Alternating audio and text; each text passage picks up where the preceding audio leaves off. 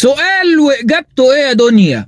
الهجاص مين حط له فيها كلونيا؟ اهلا يا عم. اشرب حاجه عاجل ساعه لو سمحت، وعندك واحد شاي بحريق.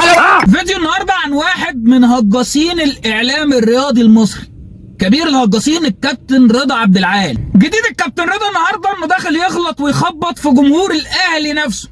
فيلا نشوف جديد الكابتن رضا ونعلق عليه ونقول راينا فيه كده بسرعه، ويلا نخش في الموضوع. بدايه طبعا بشكر كل جماهير نادي الزمالك العظيمه المحترمه، واخد بالك؟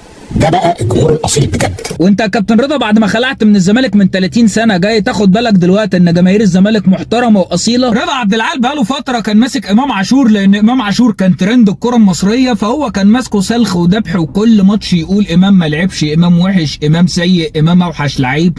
ما علينا، لحد ما امام اتخنق منه وطلع رد عليه بعد كاس السوبر. ولما امام طلع رد وجماهير الاهلي لقيت ان اللعيب عندها متضايق وفي اعلامي ضغطه بسبب الهجوم المستمر عليه، جمهور الاهلي ما سكتش.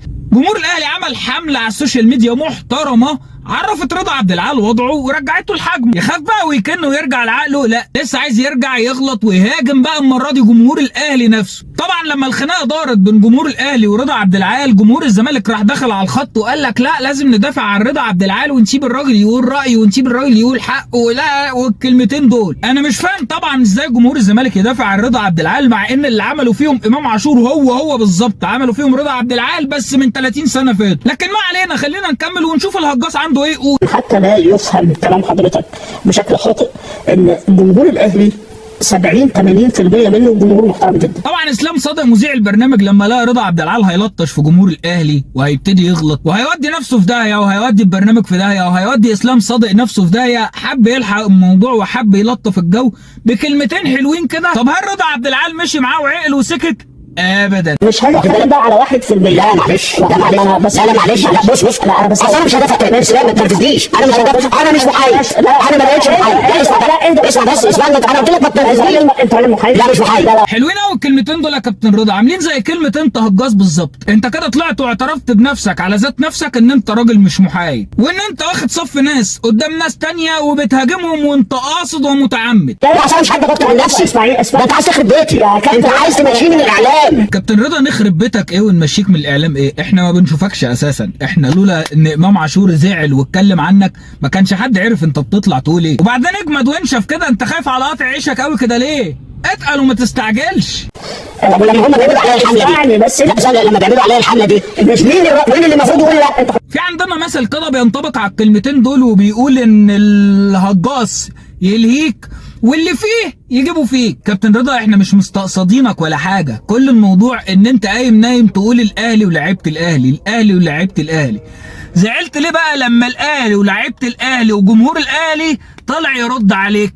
لا معلش، جماهير النادي الاهلي بالملايين ماشي، فبالتالي انا دول قله ايا كان واقفل على القصه ديت، لان هي في النهايه رضا عبد العال. هنا اسلام صادق تاني حاسس ان بيته بيتخرب والبرنامج بيروح في داهيه، فقال له يا رضا عبد العال قفل على الموضوع ده، الله لا يسيئك. وبعدين قعد يحاول يهديه بكلمتين، تعالوا نشوف الكلمتين اللي اتقالوا ايه. حضرتك واخد كام بطوله مع الزمالك؟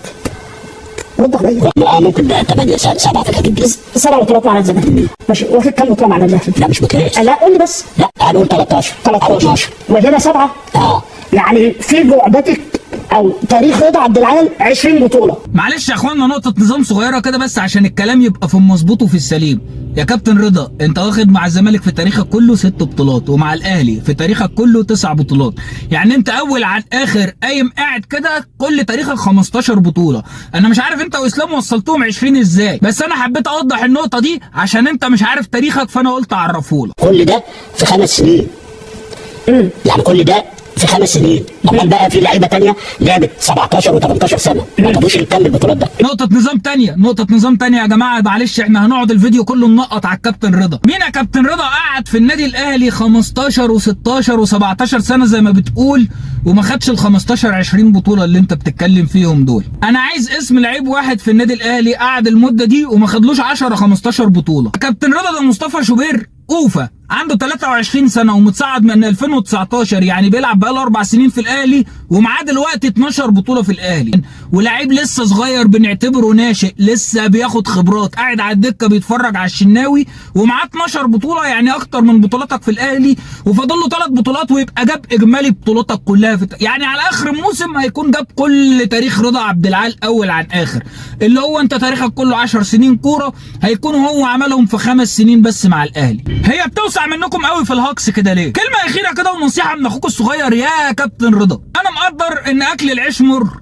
ومقدر إن حكم النفس عن النفس وحش، ومقدر إن أنت عايز تمسك أي سلك يخليك تطلع في التلفزيون على طول والسبوبة تمشي والقبيج يشتغل، فأنت بتطلع في البرنامج ده ماسك سلك إن الأهلي دايما وحش والزمالك هو اللي حلو. يا سيدي براحتك، حقك، قول اللي أنت عايزه، بس اللي قبلنا قالوا اللي يلعب الدح ما يقولش أح.